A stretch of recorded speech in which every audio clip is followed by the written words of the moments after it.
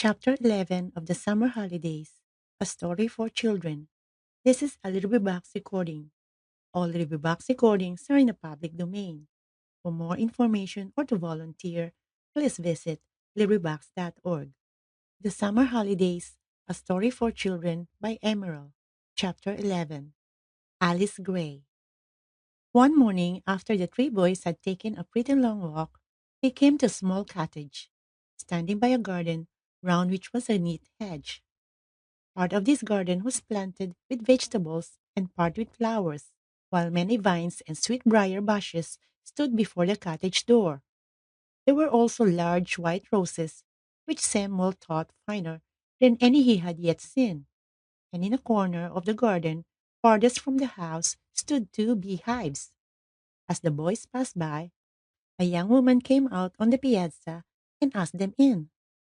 John and Thomas had often been there, so they opened the gate and passed through with their cousin. The young woman, whose name was Alice, brought out chair and some new milk in bowls for each of them to drink.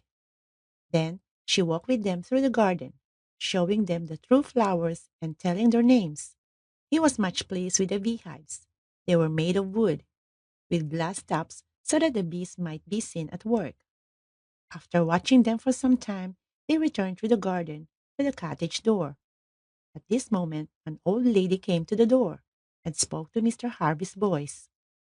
Samuel observed that she was very feeble and that her voice could scarcely be heard.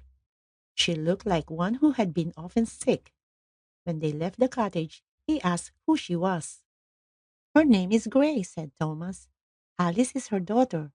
Mrs. Gray's husband was a sailor, and when Alice was about 3 years old, he went on a voyage to catch whales, but was lost with all the crew. Mrs. Gray was poor and had 4 children, and as no one in the town where she lived would help her, she opened a school for little boys and girls. The money she got by teaching supported her family until her two oldest children died. Soon after, the poor woman herself became sick, and the school was closed. Then she moved into this part of the country and tried to make her living by weaving mats out of rushes. But in the fall, the child older than Alice died, and Mrs. Gray again grew sick. Her landlord was a hard hearted man. He turned her out of doors, and the poor woman would have died if some neighbors had not taken her in and provided for her until she could work for herself. At last, she went to live on one of the hills that you can see near the iron mine.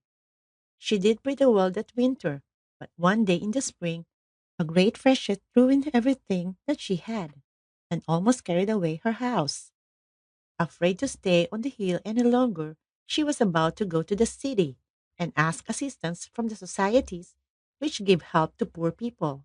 When some persons told her to move to the cottage she is in now, and that they would pay the rent. She did so. When Alice grew older, she worked hard to support her mother, and she it was who planted all the flowers and vegetables that you saw in the garden. Father made her a present of the beehives.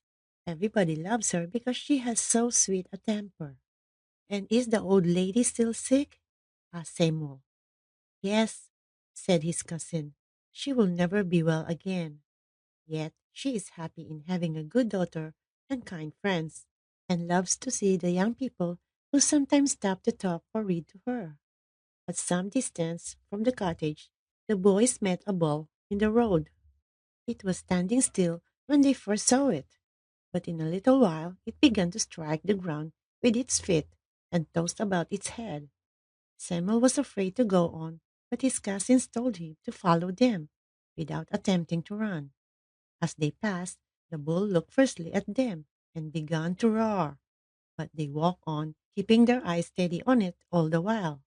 It continued to make a great noise, but did not follow them.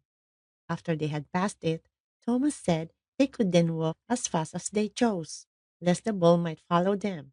Samuel asked him if bulls had not sometimes killed people. Yes, he replied.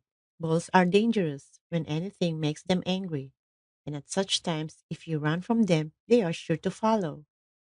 They often fight with each other, and Farmer Smith had a bull killed by another one last spring. If you meet them in the road, It is best to face them without showing any fear. It is not often that they will attack anyone who has courage enough to look straight at them. End of chapter 11. Recording by Maria Abrenica, World Audiobooks Podcast.